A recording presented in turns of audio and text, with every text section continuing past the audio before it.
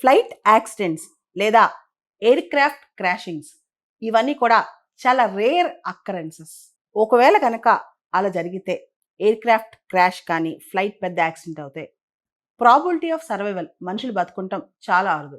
కానీ air travel అనేది safest mode of travel అంటుంటారు. రీసెంట్గా ఐక్యరాజ్య సమితి యొక్క ICAO international civil aviation organisation వాళ్ళు పర్ మిలియన్ ఫ్లైట్స్కి అంటే 1,000,000 ఫ్లైట్ ట్రావెల్స్కి ప్రాబిలిటీ ఆఫ్ యాక్సిడెంట్ ఎంత ఉంది అని చెప్పి ఒక డేటా ఇచ్చారు. 2005లో 1,000,000 డిపార్చర్స్కి కేవలం 4.9 ఉండేదంట ప్రాబిలిటీ ఆఫ్ యాక్సిడెంట్. ఇప్పుడు ఇంకా తగ్గి 1.9 అయిందంట. అంటే చాలా తక్కువ, రిమోట్ ఛాన్స్ అనమాట. జనరల్గా ఎక్కువగా ఎయిర్ క్రాఫ్ట్ క్రాషెస్ కానీ ఫ్లైట్ యాక్సిడెంట్స్ కానీ ల్యాండింగ్ టైంలో ఎక్కువ అవుతాయి అండ్ తక్కువగా టేక్ ఆఫ్ టైంలో. ఎయిర్లో ఉన్నప్పుడు చాలా రేర్గా అవుతాయంట. 70 to 80% ఈ ఎయిర్ క్రాఫ్ట్ క్రాషెస్ కానీ ఫ్లైట్ యాక్సిడెంట్స్ కానీ ఇవన్నీ కూడా హ్యూమన్ ఎర్రర్, మానవ తప్పిదాలే అంటున్నారనమాట.